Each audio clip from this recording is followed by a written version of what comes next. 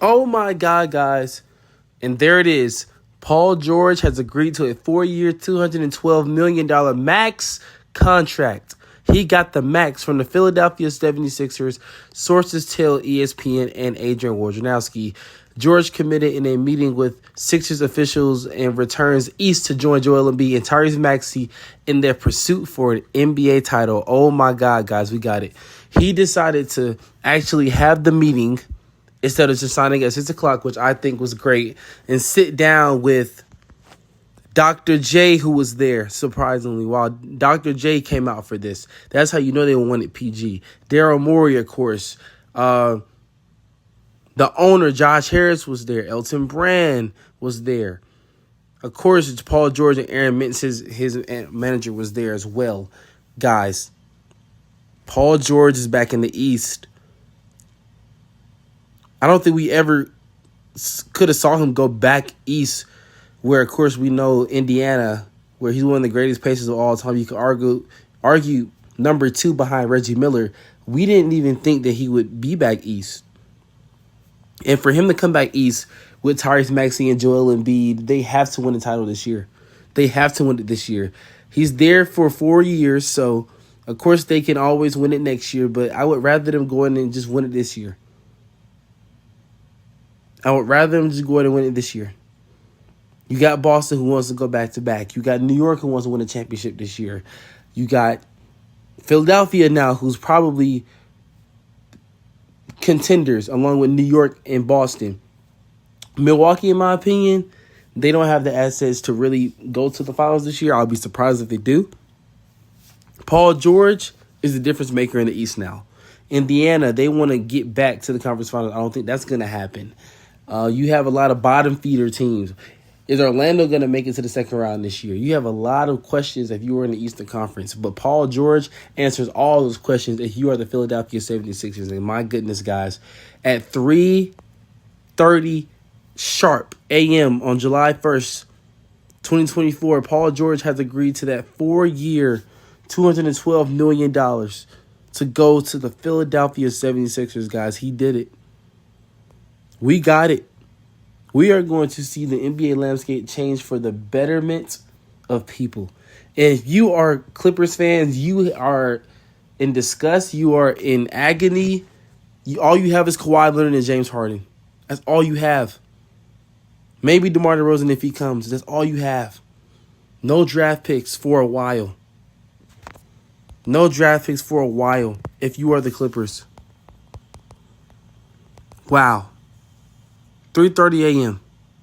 Paul George said, I'm going to Philadelphia. I want to help Joel Embiid get his first ring so I can get my first ring. Tyrese Maxey get his first ring. Kelly Oubre get his first ring. We're going to do this together. It didn't work out with Kawhi, but doggone it, I'm going to go back to the East, and this is going to work out. Wow.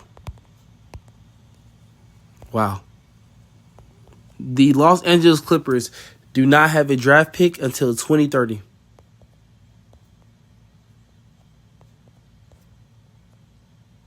Literally 2030, guys. That's how good they thought they were going to be. And now a rebuild might be coming within a 2-year time span. Then, guys, we have to take this into account. The Clippers lost.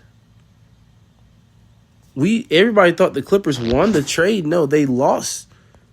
OKC won the trade. I mean, we've long known that they won the trade when they didn't win a championship in those first 2 years. We knew then there's a possibility that OKC won this trade, and now we know that they officially won the trade, even though we've known, like I said, for at least 2 or 3 years now, when Shai Gilgeous-Alexander turned into a superstar, we known that OKC won the trade. And Sam Presti is a heck of a GM, in my opinion. But, guys, I'm ecstatic. You talk about a guy that can come right in and help Joel Embiid right now as a third option, like I said in my previous video.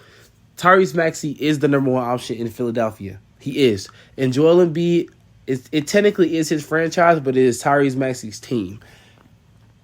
So, Tyrese Maxey, number 1 option. Joel Embiid, number 2 option. Paul George, the number 3 option. Two-way player, one of the best two-way players in NBA history, right? Paul George, like I said, you could argue he is the greatest pacer in NBA history, right behind Reggie Miller. OKC, he had a great run. Unfortunately, it didn't culminate in the championship. Went to LA, it didn't culminate in the championship. This is crazy. I'm happy for Paul George that he got his closure. He got his clarity. And now he's on a team where he know he can win the championship. This is probably Paul George's last chance, last max contract, and last chance to win the championship. We don't know. But I guarantee you Paul George will win one.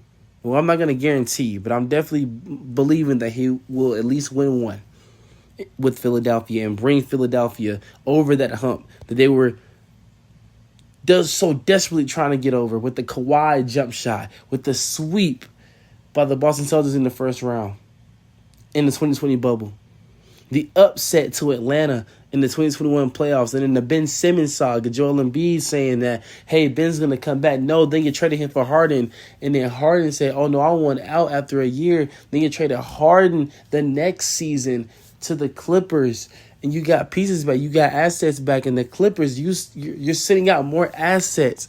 But if you're Philadelphia, my God, you got a deal done. And I can just go on and on about the repercussions for the Clippers.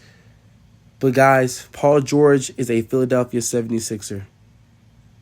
Of course, we'll explain more in the morning, but PG-13 is a Philly brother now.